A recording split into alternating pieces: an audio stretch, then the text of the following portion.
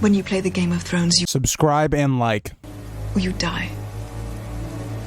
There is no middle ground. Alright, hello YouTube. So, we're back on the Grease Goblins channel. Before we get into this video, if you would like to follow me, or I guess us, because I do run the channel with somebody else, they just don't post as much. But, if you'd like to follow our Twitter and Instagram, link will be in the description. Just a better way of us communicating with you guys than on YouTube comments. Because as I've seen, sometimes YouTube just doesn't tell me when you guys comment, and then when I'm looking through videos to see what you guys have suggested, so I can put them on my notepad, I see a comment that I didn't answer, and it just never came up. So, yeah. But yeah, this video is on Patchface. This was suggested by the comments as well. So yeah, if you would like to see more content from me, subscribe and like. And let's get into it.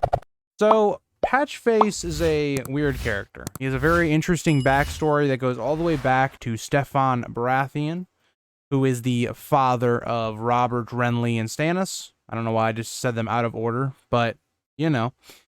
So basically, the Mad King, Aerys, tells Stefan to go across the Narrow Sea to find Rhaegar a kind of a Valyrian or worthy wife. So Stefan does this, and he takes his wife, Cassandra, I think. I believe that's her name, across the Narrow Sea to find this person.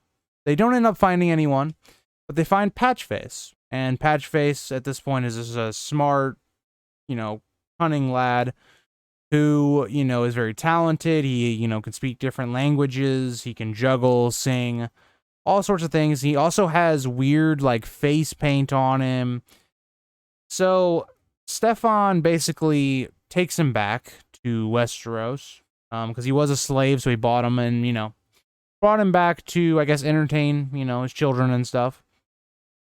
And on their way back, basically right outside Storm's End, their ship, wrecks. Everybody basically dies. There were 100 people that die. All these bodies washing up on the, the shores of Storm's End. And on the third day, Patchface washes up. Now it appears as though he's dead. He's cold. His skin is pale. It just seems like the normal death.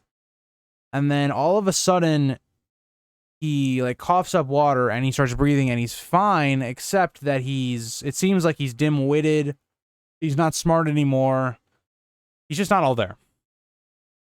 And what this basically tells me, just because of other things we've seen in the story, is that basically he is some sort of prophet of the drowned god, because the ritual is very similar to what we see with what the Ironborn do, where basically you're held underwater and then you come back up reborn. That's what I kind of see happened here. And the reason I say a drowned god prophet is because Patchface does a lot of prophecies. Or he does these little songs, but they end up coming true. So he does one about the Red Wedding, which ends up being completely true. We get one about Joffrey's death. You have a lot of these songs where he goes, when you go in the sea, you float up, which is basically referencing dead bodies floating back up. And there's a lot of references to this. Patchface is very much somebody that prophesizes death. He prophesizes people dying. He even prophesizes the others, basically. He's a very interesting character. And at this point, they are at the wall with Shireen. He's become good friends with Shireen. That's where we pick up on the story in Dragonstone in the second book. But from this point, he's pretty much always with Shireen and is probably one of her better friends. And this is where it gets interesting, because to predict Patchface is very difficult to do, because he's a character I can see dying. Because I think most people believe Shireen is going to die in one way or another. Whether that's Stannis burning her to help his forces, or it's Mel doing it without his knowledge, or whatever, right? For most people, Shireen is going to die. Now, what I think is going to happen here is Patchface, right, is a good friend of Shireen. And we keep, hearing people say that Patchface is not good. He's related to death and stuff like this. And we also, from Val, the wildling princess, if you don't know, she was not in the TV show, but she is basically the quote-unquote wildling princess. And Val basically says, Shireen she ain't right. Like, there's death on her. The grayscale is not gone. It's just sleeping. It's awaiting to be awakened again. So what I've seen be theorized, and something that I do agree with, is that the way Patchface and Shireen go out is they actually create a grayscale plague. Now, I think this is very interesting because this keeps getting hinted at, and I think some people have theorized that it could be with John Con, or it could be with Shireen. I think it makes sense.